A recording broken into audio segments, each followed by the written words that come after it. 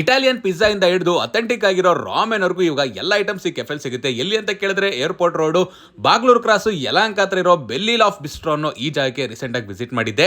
Exact location ಕೇಳಿದ್ರೆ new Manipal campus ಹತ್ರ ಬರುತ್ತೆ. ಮೊದಲಿಗೆ ಬ್ಲೂಬೆರಿ ಸ್ಮೂತಿ ಮತ್ತೆ ಓರಿಯೋ ಮಿಲ್ಕ್ ಶೇಕ್ ನ ಟ್ರೈ ಮಾಡಿದ್ವಿ, ಚೆನ್ನಾಗೇ ಇತ್ತು ಗುರು. ಇಲ್ಲಿನ ಪಿಜ್ಜಾನ ಅಂತೂ ನಾನು ಹೈಲಿ ರೆಕಮೆಂಡ್ ಮಾಡ್ತೀನಿ. ಇಟಾಲಿಯನ್ ಸ್ಟೈಲ್ ಅಲ್ಲಿ ಕೊಡ್ತಾ ಇದ್ದಾರೆ. ಇನ್ನು ಪ್ರೈಸಿಂಗ್ ಬಗ್ಗೆ ನೋಡೋದಾದ್ರೆ ಅಕ್ಕಪಕ್ಕ ಸ್ಕೂಲ್ ಕಾಲೇಜ್ ಇರೋದ್ರಿಂದ ಸ್ಟೂಡೆಂಟ್ ಫ್ರೆಂಡ್ಲಿ ಆಗಿ ಪ್ರೈಸಸ್ ಎಲ್ಲ ಇಟ್ಟಿದ್ದಾರೆ. ಆಮೇಲೆ ಇಲ್ಲಿನ pasta one of the best ನಾನು ಟ್ರೈ ಮಾಡಿರೋದ್ರಲ್ಲಿ ಅಂತಾನೆ ಹೇಳ್ಬೋದು. ಸಖತ್ ಕ್ರೀಮಿಯಾಗಿ ತಿನ್ನೋದಕ್ಕಂತೂ ಬಹಳ ಮಜವಾಗಿ ಸೂಪರ್ ಆಗಿತ್ತು ಅಂತಾನೆ ಹೇಳ್ತೀನಿ.